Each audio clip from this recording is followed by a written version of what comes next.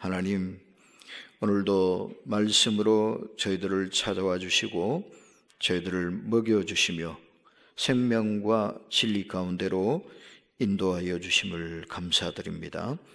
성령 하나님, 저희들의 마음과 생각을 사로잡아 주시고 감동하여 주심으로 하나님의 말씀이 잘 깨달아지게 하여 주시고, 말씀을 통하여 약속하신 복과 말씀을 통하여 이끄시는 하나님의 지혜와 인도하심을 잘 따름으로 주님이 성경을 통해 약속하시고 이끌어 주시는 은혜와 생명의 길로 나아가도록, 또 이 시대의 어려움을 잘 이겨내며 승리하도록 축복하여 주시옵소서.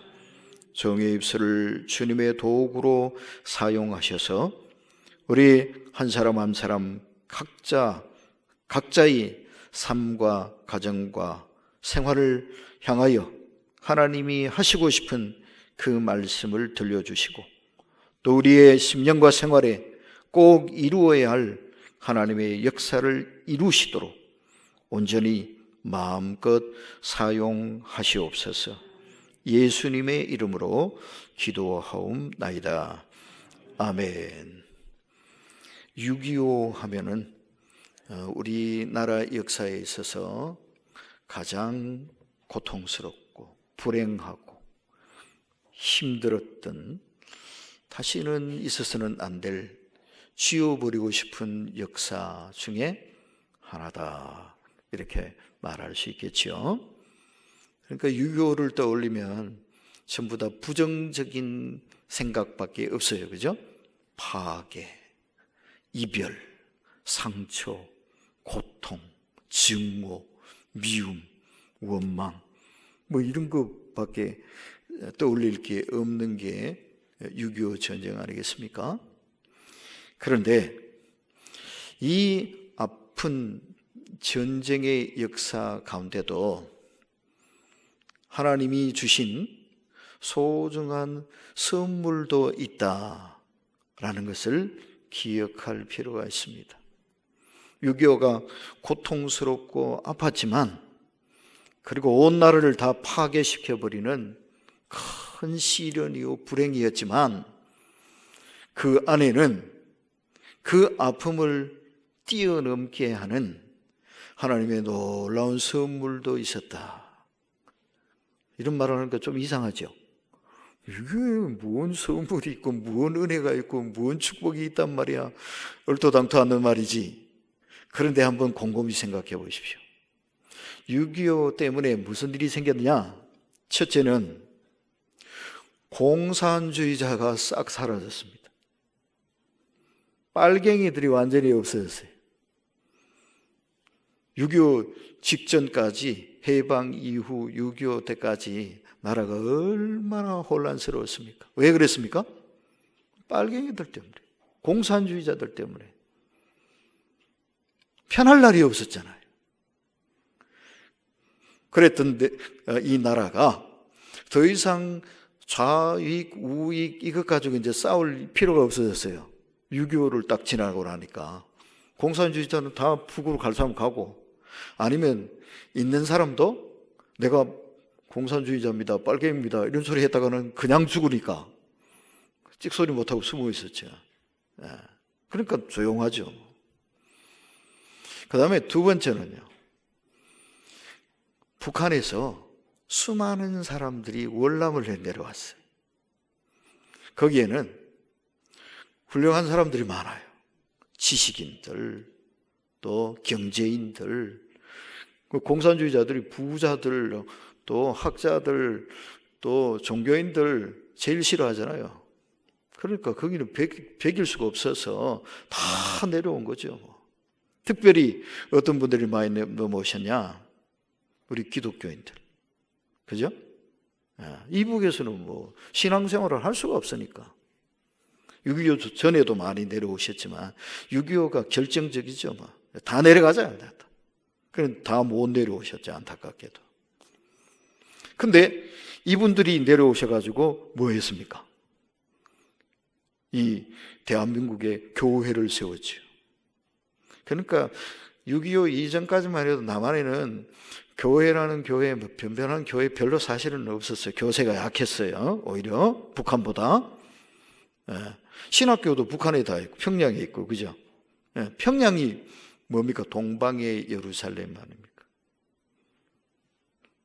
기독교인들이 다 북한에 있었어요.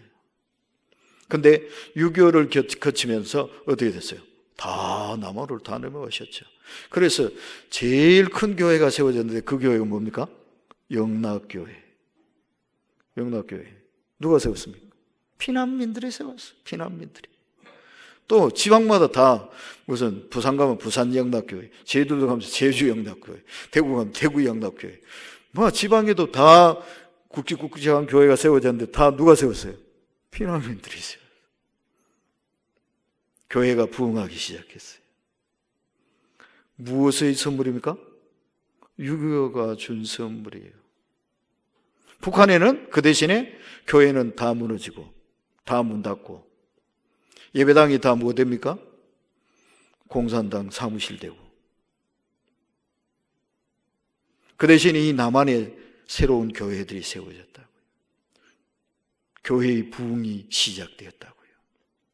그리고 또 북한에서 너무 많은 분들이 군대에도 들어가시고 또 교육계에도 들어가시고 공무원도 하시고 장관도 하시고 이러면서 이 나라를 세워나가는데 아주 중추적인 역할을 했습니다. 그죠? 이북에서 넘어오신 분들이 엄청난 일을 하셨지. 이게 자산 아닙니까? 공장은 좀 부서지고 산업은 피폐해지고 뭐 산업이라 할 것도 없었지만 그나마 다 부서지고 난리 났지만 가장 중요한 뭐가 생겼어요? 사람이 생겼어. 자원이, 인적 자원이 생겼어. 누구 덕택에? 김일성 덕택에. 그리고 또 하나 결정적인 게 뭐냐 하면은 6.25가 선물해 준 큰 선물이 또 하나가 뭐냐 하면은 한미동맹이에요. 한미동맹. 6.25 전에는 어떻게 했어요? 미국이 한국 버리고 떠나가 버렸잖아요. 그죠? 대한민국은 지킬 필요 없다 그러면서 그 선을 딱 껐는데 한반도는 제외해놓고 일본부터 지킨다 이랬거든. 우리는 관심권 바뀌었어요. 그러니까 그냥 공산주의한테 그냥 집어먹혀버린 거지. 그런데 6.25가 우리를 살렸어요. 한미동맹을 맺게 됐잖아요. 미국의 보호의 그늘 아래 거하게 됐다고요. 이게 경제 개발을 하는데도 그렇고 이 나라의 가장 어려웠던 시절 그걸 견뎌내는데도 그렇고, 그죠? 미국이 안 도와줬으면, 구제 물자 없었으면 우리는 다 굶어 죽었어. 그리고 그 나중에 경제 개발을 하는데도, 그리고 이 나라 국방을 지키는데도 미국이 없었으면 우리는 뭐 벌써 공산화가 되고도 남지요. 오늘의 번영을 이룬, 그러니까 가장 중요한 발판, 그게 무엇으로 닦아졌느냐? 6.25가 준 선물이에요. 그죠? 놀랍지 않습니까? 너무 6.25 때문에 아팠습니다. 힘들었습니다. 고통스러웠습니다. 그런데 하나님은 그 고통 안에다가 우리가 생각지 못한 선물을 안겨주신 거예요. 이런 분이 우리 하나님이십니다. 오늘 본문 이야기는 다윗의 이야기입니다. 시편 37편 그러면서 맨 위에다가 갈로하고 다윗의 시 이래 써 있잖아요. 다윗 왕의 노래입니다.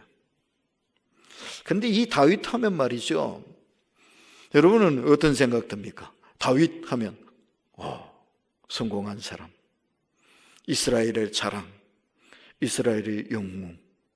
그러니까 이 다윗 하면 이런 단어들만 떠오릅니다. 승리, 영광, 감사, 만족, 행복. 그죠? 다윗 왕이 또 실제로 그렇게 노래도 많이 했잖아요. 대표적으로 꼽는다면 아까 우리 교동문에서 읽었죠. 시편 23편. 다윗의 시 아닙니까? 대표적인 명작 아닙니까? 여호와는 나의 목자시니 내게 부족함이 없으리로다. 뭐가 없다? 부족함이 없대요. 그리고 주께서 내 원수의 목전에서 내게 상을 차려주시고 기름으로 내 머리에 부으셨으니 내 잔이 넘치나이다. 잔이 어떻다? 잔이 넘친대요. 다윗의 노래가 이렇잖아요. 하나님 때문에 나는 행복합니다. 하나님 때문에 나는 만족합니다. 하나님 때문에 나는 승리합니다. 하나님 때문에 내 잔이 철철 넘칩니다. 이 다윗이 이랬잖아요. 그죠? 그러니까 다윗에게는 불행이라는 거 없는 것처럼 보여요. 실패 같은 건 없는 것 같아요. 그냥 고민 이런 거 없는 것 같아요. 근데 그런가요? 다윗 고민거리 없었어요? 실패 안 했어요? 상처 안 받았어요? 어마어마한 시련을 당했던 사람이 다윗 아닙니까? 그죠? 그것도 한두 해를 고생한 게 아니에요. 10년이 넘도록 사울에게 쫓겨서 도망길에 올랐잖아요. 산으로, 들로, 동굴로, 숲으로 피해 다니라고 그냥 두 다리 쭉 뻗고 편안하게 잠잘 새가 없었어요. 그 오랜 세월 동안 얼마나 힘들게 살았습니까? 왕이 되고 난 뒤에도 고생살이가 끊어지지를 않았어요. 아들한테 반란을 당했잖아요. 나중에는 또 무슨 일도 있었느냐, 인구조사 하다가 하나님이 혼을 내셨잖아요. 오늘 우리가 이 코로나 바이러스 고생하는 것처럼 전염병이 돌아가지고 국민들이 백성들이 막 죽어나가는 거예요. 이런 시련도 당했던 사람이 다윗이에요. 그런데 이 다윗의 삶을 성경을 통해서 살펴보면 별로 그림자가 안 보여. 이렇게 고생을 많이 했는데 슬퍼 죽겠다고 그렇게 그냥 파김치가 되어 쓰러져 있는 그런 모습, 성경에 간혹 있기는 합니다. 회개하는 장면에서. 그런데 그런 모습이 잘 안 보여요. 그리고 마침내는 다윗이 어떻게 됐습니까? 6절 말씀처럼 내 의를 빛같이 나타내시며 내 공의를 정오의 빛같이 하시리로다 하신 말씀처럼 그야말로 빛나는 삶의 주인공이 되고야 말지 않았습니까? 자, 그러면 무엇이 고난이 있고 환난이 있고 시련이 있고 눈물이 있고 한숨이 있는, 그래서 당연히 꼬꾸라지고 쓰러져야 할 이 다윗을 이렇게 멋진 인생의 주인공이 되게 만들어 주었던 것인가? 그게 뭘까요? 저는 오늘 본문 말씀에서 그 답을 이렇게 찾아봅니다. 4절을 우리 같이 한번 읽어보겠습니다. 4절 시작. 또 여호와를 기뻐하라. 그가 내 마음의 소원을 내게 이루어 주시리로다. 아멘. 소원을 성취하며 산 사람이 다윗이에요. 그런데 그 소원을 이루는 방법이 뭐랍니까? 여호와를 기뻐하는 거. 그죠? 여호와를 기뻐하라. 그가 내 마음의 소원을 내게 이루어 주시리로다. 하나님의 약속이고요. 또 다윗의 간증입니다. 다윗은 정말 여호와 하나님을 기뻐했습니다. 기뻐했다는 말은 다른 말로 이렇게 해도 될 것 같아요. 사랑했다. 하나님을 참 사랑했습니다. 하나님을 참 좋아했습니다. 남다르게 좋아했습니다. 하나님 섬기고 믿음으로 사는 것을 너무 소중하게 여겼습니다. 그것을 뭘 통해서 확인해 볼 수 있어요? 다윗의 삶을 뜯어보면 금방 드러납니다. 다윗이 얼마나 하나님을 사랑했는지, 얼마나 하나님을 좋아했는지. 하나님을 위해서라면 자기 목숨도 아끼지 않고 내던진 사람입니다. 그 증거가 뭡니까? 골리앗하고 싸운 거잖아요. 골리앗하고 싸웠잖아요.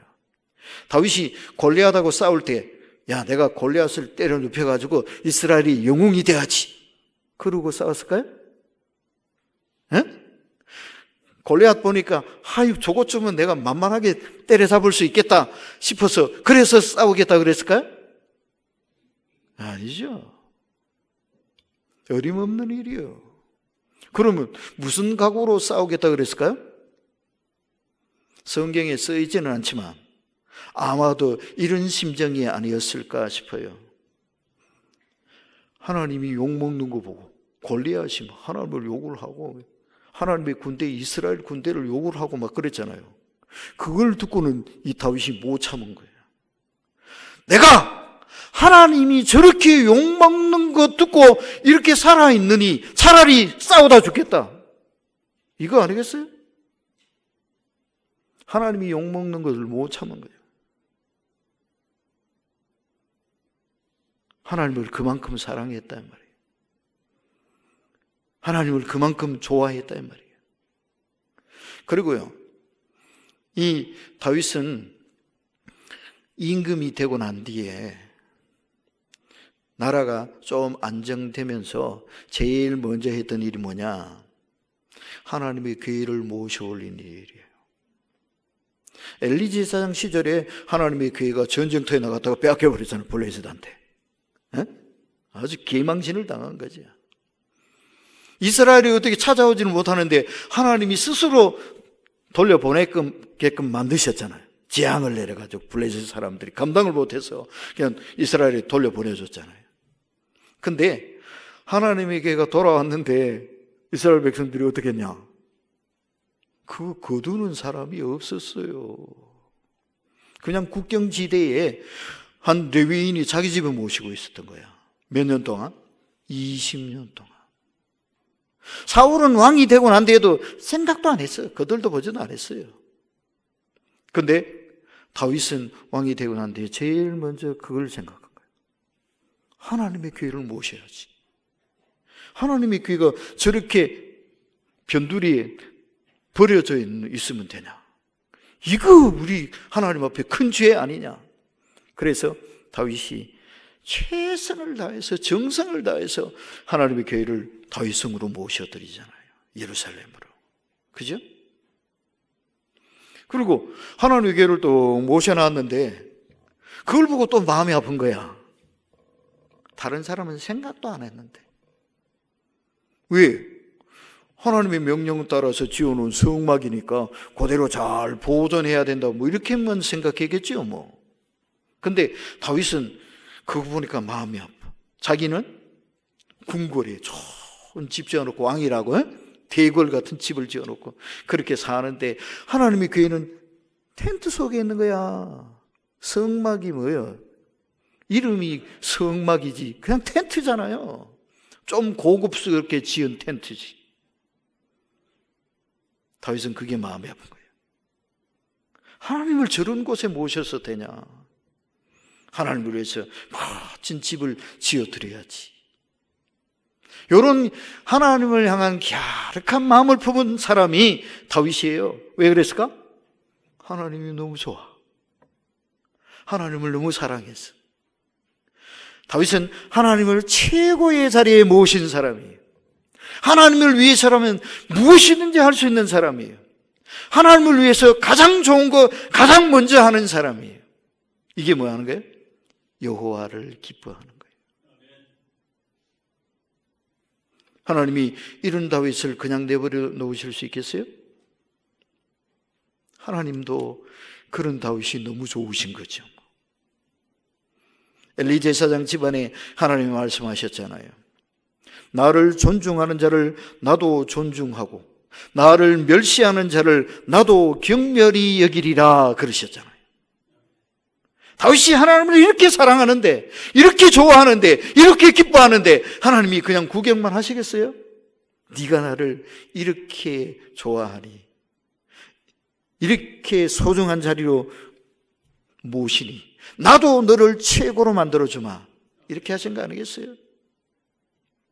여호와 하나님을 기뻐하시는 것이 바로 우리의 삶의 문제를 해결하고 하나님의 크고 놀라운 은혜와 축복을 누리는 비결이요 열쇠다 라는 요걸 우리도 꼭 기억했으면 좋겠습니다.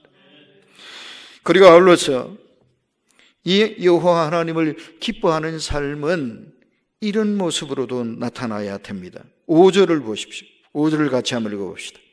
내 길을 여호와께 맡기라. 그를 의지하면 그가 이루시고. 아멘. 내 길을 여호와께 뭐하라? 맡기라 그랬습니다. 여호와를 기뻐하는 삶은 또한 여호와께 맡기는 삶으로 실천되어야 합니다. 맡긴다는 것은 믿는다는 거예요. 또는 또 다른 말로는 사랑한다는 얘기도 됩니다. 자신이 가장 소중한 것을 척 맡길 수 있는 사람, 그 사람은 어떤 사람이겠어요? 너무 믿는 사람이지. 그죠? 너무 사랑하는 사람이지. 그 사람에게는 다 맡길 수 있죠. 열쇠 꾸러미고 통장이고 무슨 집문서고 막 다 갖다 주고 막 네가 좀 맡아달라 맡길 수 있죠. 근데 못 믿어온 사람한테는 아무것도 못 맡깁니다. 그죠?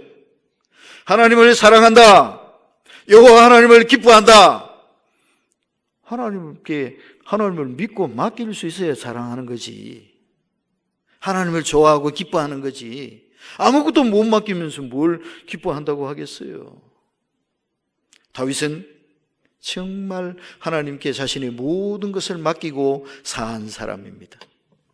그러니까 하나님이 맡기니까 하나님이 알았다, 내가 맡아줄게, 이렇게 되는 거 아니겠어요?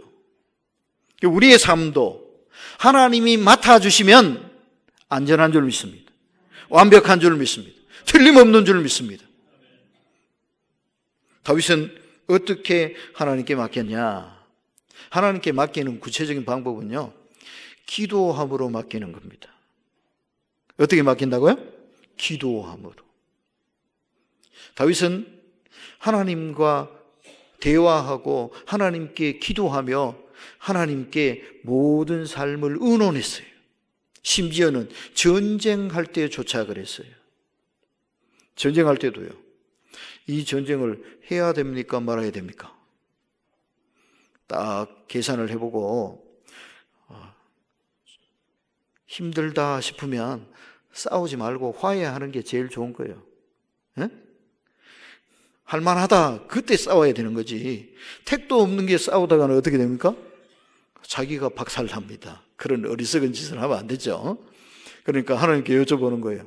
이 전쟁을 해야 됩니까? 싸워야 됩니까? 화해해야 됩니까? 협상할까요? 싸울까요? 이거부터 시작해가지고요. 싸워라 그러면 어떻게 싸우면 될까요? 이 싸움을 이기는 전략은 무엇이고 전술은 무엇입니까? 어떻게 하면 될까요? 이런 것까지. 실제로 블레셋과의 전쟁이 벌어졌는데요, 하나님께 여쭙잖아요. 하나님, 이 전쟁을 어떻게 하면 좋겠습니까? 그랬더니 나가서 싸워라 그러잖아요. 그러면 어떻게 싸우면 좋겠습니까? 그랬더니 정면 공격을 해라. 그래서 군대를 이끌고 그냥 맞부딪혀서 그냥 정면으로 치고 들어갔어요. 대승을 거뒀습니다. 그 다음 해 이 블레셋과 또 한 번 똑같은 전쟁이 또 벌어졌어요. 하나님, 이번에는 어떻게 할까요? 그랬더니 이번에는 복병을 두어서 싸워라. 그래서 적군이 쳐들어오거든 기습 공격을 해라. 알았습니다. 그 기습 공격을 해버렸어요. 그랬더니 적군이 그냥 초토화됐어요. 완벽한 승리를 거뒀어요. 전쟁을 이렇게 하니까 결국은 어떻게 되냐? 성경은 이렇게 표현을 하고 있어요. 다윗이 어디로 가든지 여호와께서 이기게 하시니라.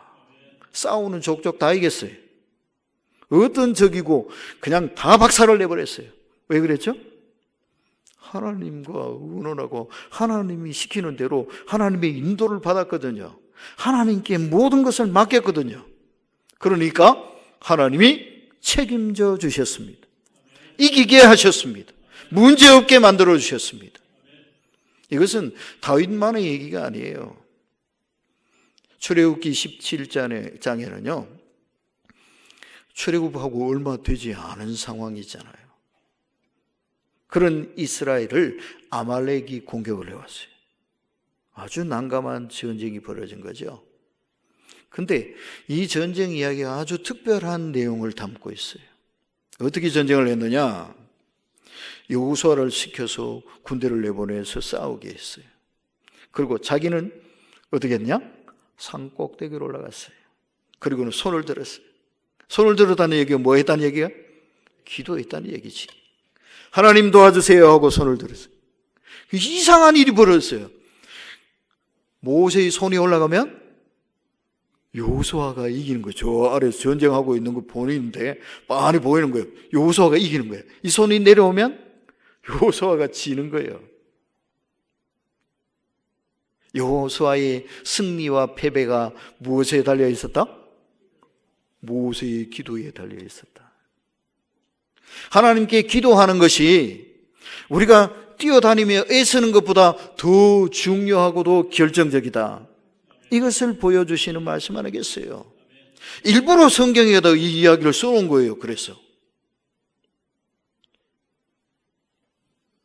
우리도 이것을 기억하고 하나님께 맡겨야 합니다. 내가 쫓아다니면서 내 머리로, 내 지혜로, 내 능력으로 무엇을 해결하려고 하는 거 하기는 해야 되겠지만 그거에 앞서서 먼저 해야 될 일이 하나님께 맡기고 의논하는 일이다 이 말입니다.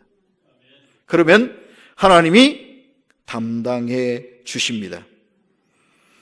그리고 하나님이 이렇게 할 때에 하나님이 책임져 주실 것을 이런 말로 표현을 하셨습니다. 자, 6절을 한 번 더 같이 읽어봅시다. 시작. 내 의를 빛같이 나타내시며 내 공의를 정오의 빛같이 하시리로다. 아멘. 이 말이 무슨 말씀이겠습니까? 하나님이 승리하게 하신다. 영광되게 하신다. 복되게 하신다. 행복하게 하신다.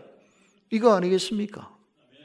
그런데 사실은요, 하나님이 어떻게 하실까에 대해서는 하나님이 이렇게 해주세요, 저렇게 해주세요, 그거는 생각하실 필요 없어요. 그 대신에 뭐 해야 되느냐? 우리가 할 일과 하나님이 하실 일을 좀 구별을 하는 게 필요해요. 우리가 할 일은 뭐냐? 4절부터 해야 됩니다. 4절에는 뭐 해라 그랬습니까? 여호와를 기뻐해라. 또 5절을 해야 됩니다. 5절에는 뭐 해라 그랬습니까? 우리 길을 여호와께 맡기라 그랬습니다. 이 두 가지를 해야 됩니다. 이거는 우리가 해야 될 몫이에요.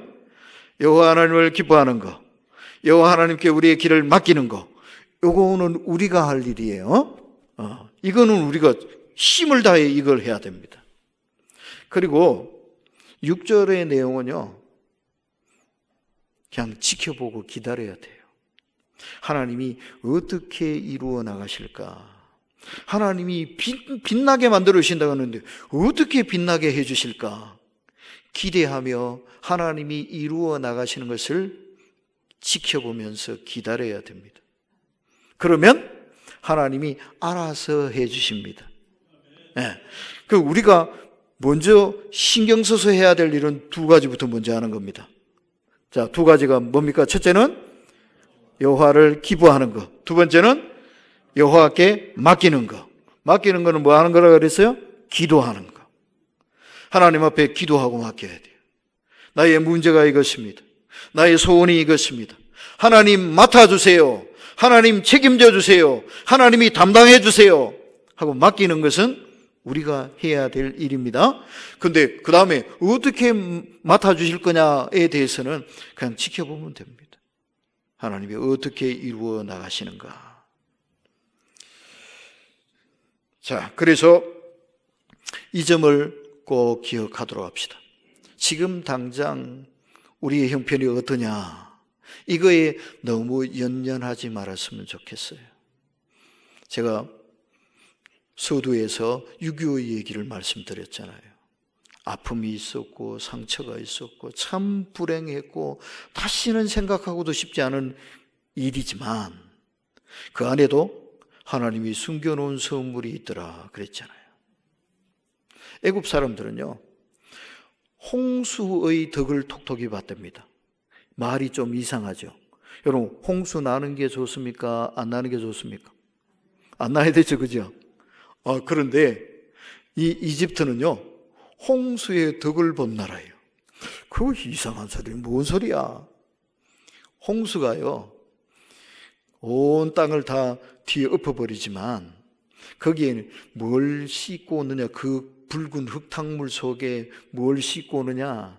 상류에서부터요, 기름진 땅을 다 싣고 온다는 거예요. 그래서 자갈, 돌 이런 거 먼 상류에다 풀어놓고 이 하루에는 아주 부드럽고 곱고 기름진 흙을 다 갖다 주는 거예요.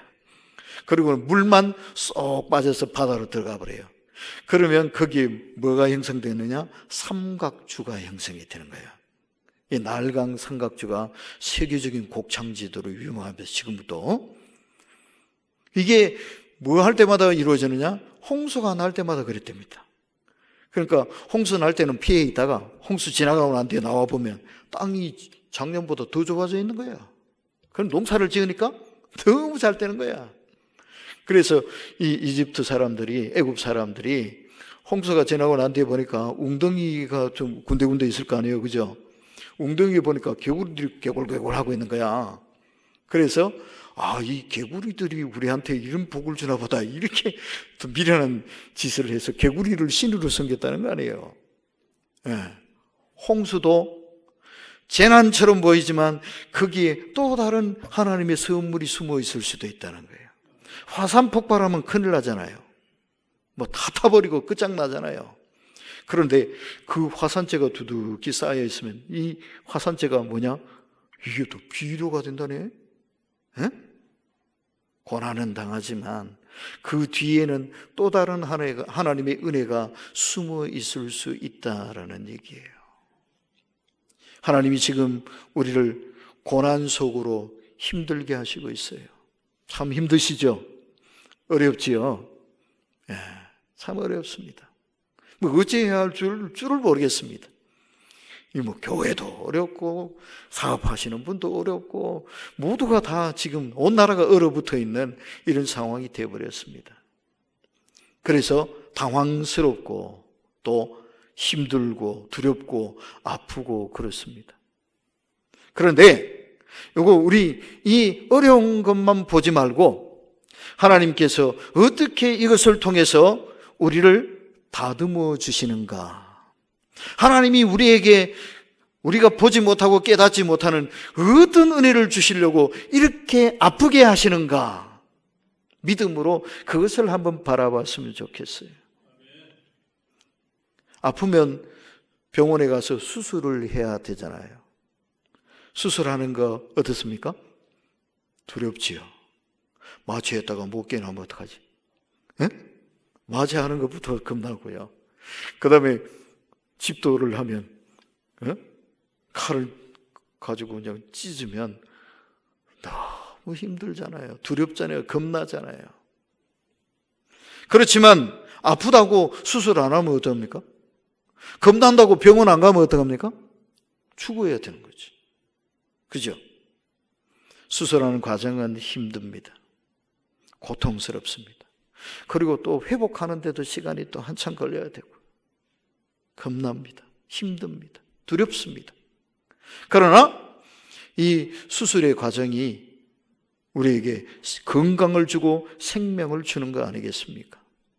그러니까 지금 우리가 이 고난을, 이 시련을 겪고 있는 게 바로 하나님이 이 나라를 더 건강하게 하기 위해서, 우리 교회를 더 성숙하게 하기 위해서, 우리 안에 곪고 병들어 있는 것을 짜내고 치료하기 위해서 하나님이 그렇게 하고 계시는 수술 과정이다, 이래 생각을 했으면 좋겠어요. 그리고 하나님이 이것을 지나고 나면 어떤 은혜로 하나님이 빛같이, 정모의 빛같이 우리에게 선물해 주시려는지, 어떤 복을 준비해 놓고 우리에게 안겨주시려고 기다리고 계신지 그걸 기대하며 바라보고 기다렸으면 좋겠습니다.